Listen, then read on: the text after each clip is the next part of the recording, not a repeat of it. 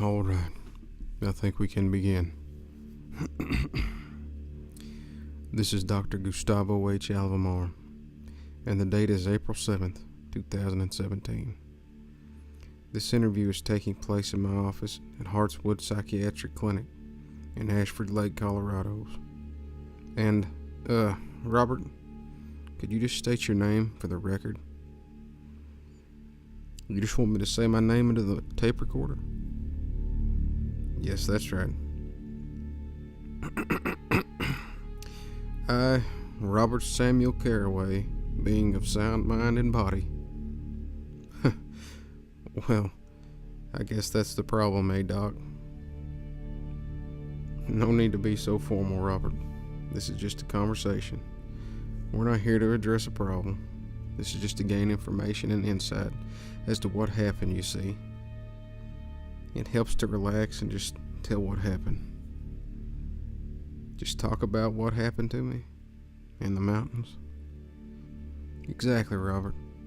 Just begin wherever you feel comfortable. Start with your first memory of the events. First memory? Well, I remember getting out of my pickup in the parking lot. I'd come out there to forget her, and the first thing I see pulling up reminds me all over again. You're speaking of the parking lot outside of Sunderland State Forest Preserve in the Rockies, correct? Yeah, Sunderland Forest. And who's this woman you're speaking of? Well, I'd rather not talk about her. Still trying to forget. I thought hiking a 3-day circle around the backside of nowhere was a better way of coping than becoming an alcoholic, you know? Yeah, I think under normal circumstances that would have been a healthier choice. Yeah. A mint green Chevy Impala, parked at the end of the lot. Hers was white, of course, but seeing that Impala there brought it all back fresh. She loved that crappy car and wouldn't give it up even when I offered to buy her a new one that wouldn't break down all the time.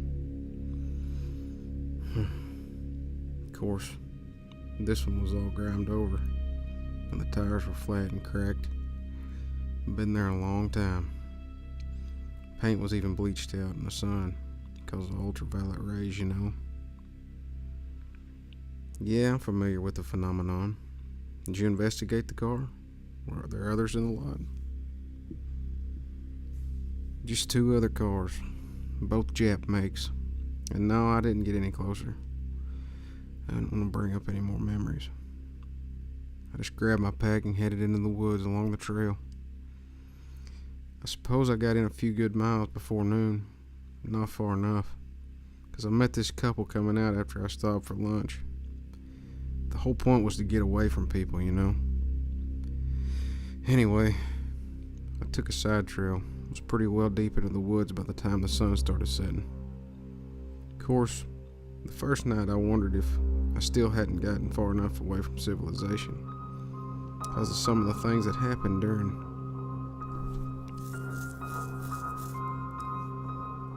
It's best if you leave your dressings alone, Robert. You might hinder the healing process. Yeah, easy for you to say, dog. Not the one with the face that's itching like a son of a... Perhaps a drink of water would distract you. A drink of water? Could be, Doc. You're the one with a PhD, but maybe, just maybe, it would distract me. I see. Continue whenever you're ready. First it was my fire going out. Your fire? Yeah. I don't know much, but I do know how to bank a fire so it lasts the night. But around midnight, poof, just went out. It woke me up. So you got out of the tent to relight your fire? Huh. Tents are for sissies. A tarp and some rope are all that I need. String her up between 2 trees with half touching the ground, then tuck the bottom under the sleeping bag with the top overhanging. You got a roof and a floor for showers, and it reflects heat from the fire bank at you. Not a cloud in the sky that night, though. Not a breeze. Just poof. Out she goes. I got her started again right away. Wood wasn't wet or nothing, but when I turned around, there was a dead crow on my pillow. Not torn up and not shot, just dead. I was 3 feet away from my bedroll, had my back turned for 2 minutes. I would have hurt any animal big enough to carry a crow. I definitely would have hurt a human. The thing I could figure was a bird had a heart attack and dropped out of the sky. And even I didn't believe that. I wasn't going to move camp. Standing in the light of the fire was still safer than stumbling around in the dark with an animal that apparently didn't fear humans. But I kept my hunting knife next to my pillow, and I didn't get much sleep that night. Come morning, I broke camp, got my butt out of there. Whatever it was hadn't bothered me again, and I would make sure to be way outside his territory by nightfall. Didn't make it far as I expected, though. Why's that, Robert? Well, mostly on account of a bear trap around my leg, Doc. I'm sorry? A bear trap? The trail I was on was blocked by several fallen trees, so I went up and around. Had to take my pack off to get between some boulders. When I squeezed through the last two, I put my foot in a pile of leaf litter. Snap! Nice try there. The bigger traps can break a man's shin, but this one did plenty of damage just the same. I pitched forward, slid down the hillside a couple of feet till the chain brought me up short, and my pack went tumbling down between the trees. I don't mind saying I yelled a little bit, though I've had worse. I figured I could creep back up and unstake the chain to get a little more range to work with, but the stake was driven deep into a crack between boulders. It wouldn't budge. I had to work myself back between the boulders, then pry the trap off my leg. Felt awful exposed while I was working on it, like anything could have come up from behind me. There was nothing I could have done. Spent the next hour crawling down with a bum leg, wrapped in a t-shirt, trying to find my pack. I actually passed it on the way down, and then saw it when I circled back up. It was hanging from a branch. It was slashed open in a couple places, and I could tell my supplies were gone. It was empty? Not quite. He left a present for me. When I tried to snag my pack back down from the branch, fresh intestines spilled out. Deer, I'd say. Still warm. You said he left a present for me? Do you mean... I was being sarcastic, Doc. Not my idea of a present anyway. Obviously not. I was actually referring to your use of the pronoun. You said he. At this point you knew you were dealing with a human? Well, I thought maybe the trap could have been unrelated, left by poachers or something. But this made it all clear. Some psycho was having fun with me. What do you mean then? Since I'd searched the area looking for my pack, I know he hadn't just scattered some supplies. They were gone. I was left with the clothes on my back, my truck keys in my wallet, and my hunting knife on my belt. He'd led me into a trap once already, so I had to assume he'd laid some more surprises for me on the trail ahead. He'd had plenty of time while I was messing around after my pack to booby trap the way back. That's what I would have done anyway. Interesting.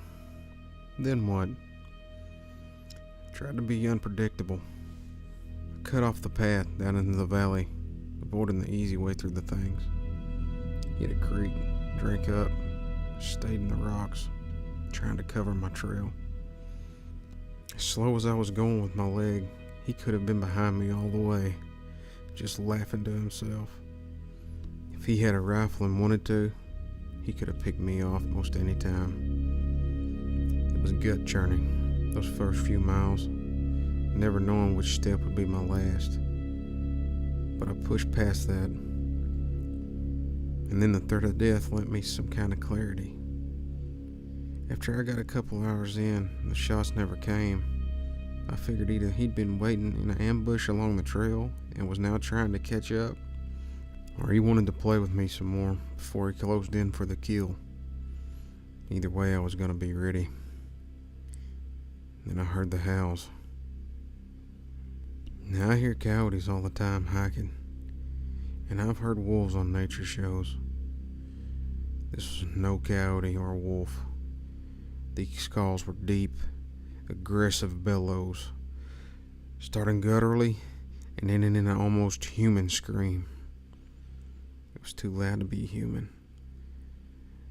and I couldn't place where it was coming from. I know I was on edge, but still, I don't rattle easy. This totally unnerved me. Whatever was howling was near enough for me to hear it, but I couldn't tell where it was coming from. Worse, I couldn't tell what it was. This animal fear crept up inside of me, and I just had to get out of there. I forgot all my careful plans and just bolted, scrambling up, over a ridge, away, any way I could escape. I plunged through the woods, the branches whipping at me, blindly crashing my way between the trees. Then I broke out into a clearing, and far below me I saw a lake. Standing on the shore of the lake was a figure. He was standing beside a campfire on the rocky banks, facing the water, dressed in coveralls and a plaid jacket. Something inside me snapped. This was the psycho who messed up my leg, I thought.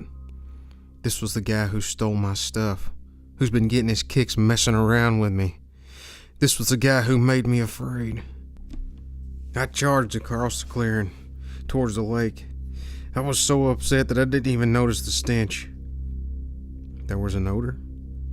By the time the smell registered, I was already into the woods on the far side of the clearing, and had dropped into the ravine. I tumbled a couple of times, and ended up on my back, lying in rotten flesh, in a blood-slick ravine, surrounded by gore and bones. And that caused the stench you spoke of? Doc, I puked. It was so bad. I tried to. I retched, but nothing actually came out, because I hadn't eaten since breakfast.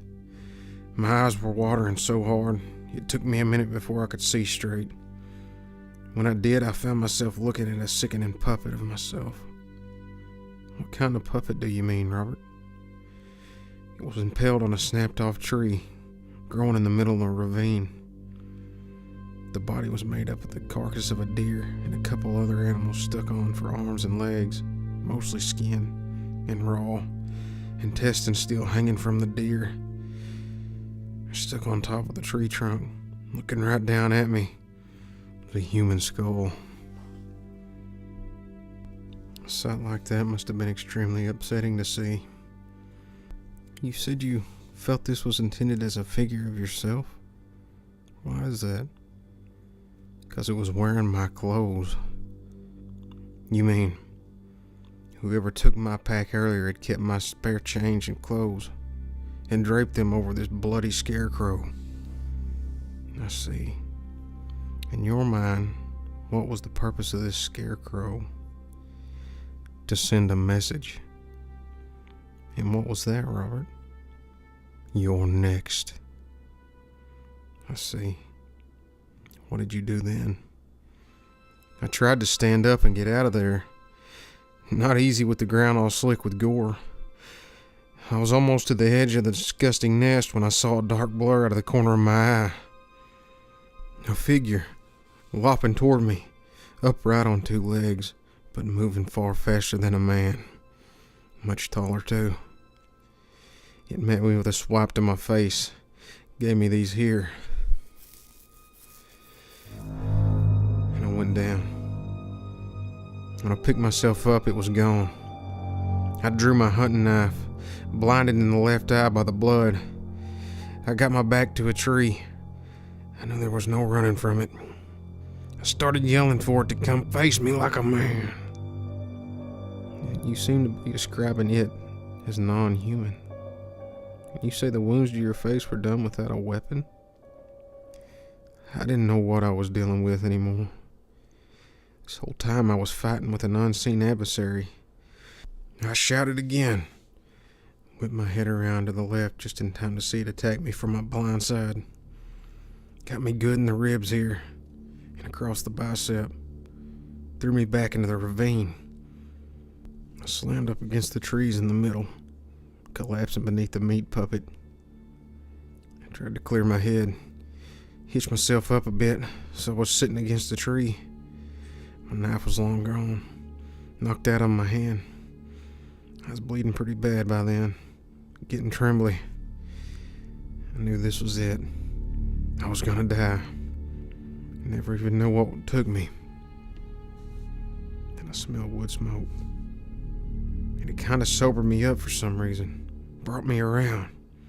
Gave me something to focus on. I heard the roar and the cracking of the fire. A wave of heat hit my face.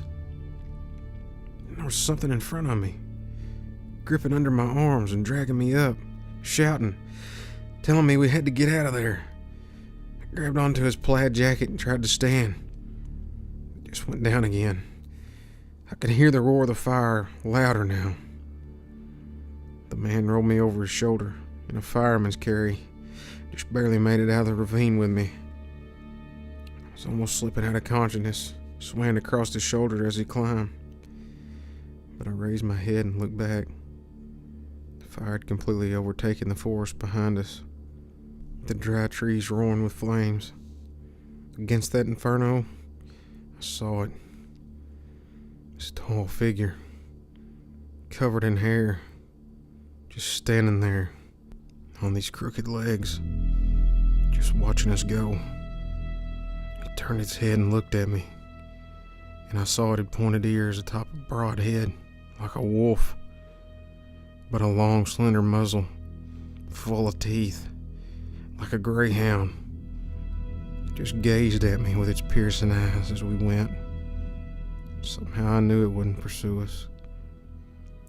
I guess it had already gotten what it wanted from me. What makes you say that? It was smiling.